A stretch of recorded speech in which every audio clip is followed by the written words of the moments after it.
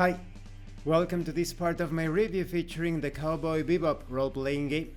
If you haven't seen the other parts of my review, featuring this tabletop RPG based on the popular sci-fi anime series, please check out the playlist in the description below.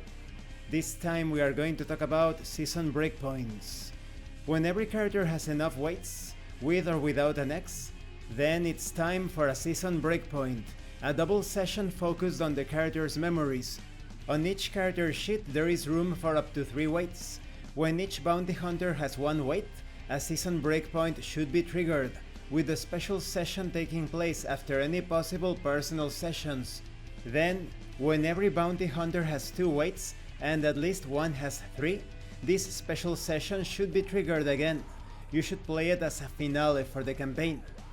Every bounty hunter gets 3 rhythm, plus 2 more rhythm for every weight on their memory. The big shot chooses the genre of the first session and gets 1 risk for each player, big shot included, plus 2 risk for every weight without an X on each bounty hunter's character sheet. The big shot takes note of one of these weights for each bounty hunter. The big shot applies the rules for a bounty, group and secret to a villain that has been involved in the story previously. They choose a second approach and a second secret for the villain, then proceed as per a classic session until the end of Let's Jam. They should try to involve all the weights noted from each character earlier. When the first session ends, either successfully or with a failure, the villain will reveal that something more is on the way. The second secret will put the characters in jeopardy, and the session ends immediately with a cliffhanger. The big shot chooses the genre of the second session, similarly to the personal session.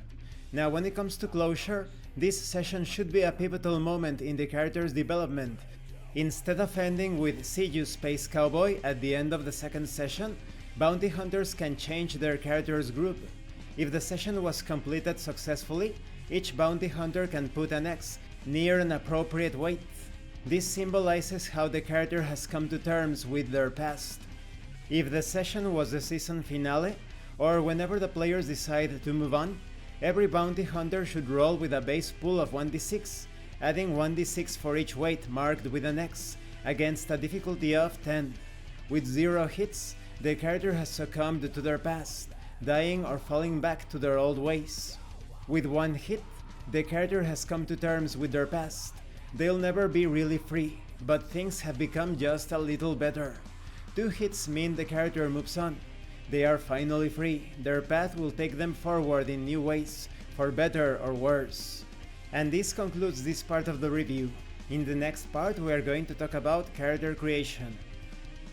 The big problem with Cowboy Bebop as a tabletop RPG, like I have said in the previous session, is that it is actually a hybrid storytelling RPG. It is not properly represented as such, and not communicated as such either. So that explains why some people do not like it. They try to play it either as a tabletop RPG or as a storytelling game, and this section makes it quite clear. Thank you for watching this part of the review. Don't forget to leave a like, a comment and subscribe. And thank you so much to those of you that are going the extra mile to support the channel. If anyone else wishes to further support the channel through PayPal or the RPG, the information will be in the description and in the pinned comment. This has been Abraham El Jaguar, a professional game master. If you want me to run a game for you, please check out the pinned comment as well.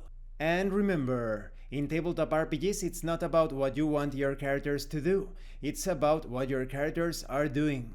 Once again, thank you and see you later.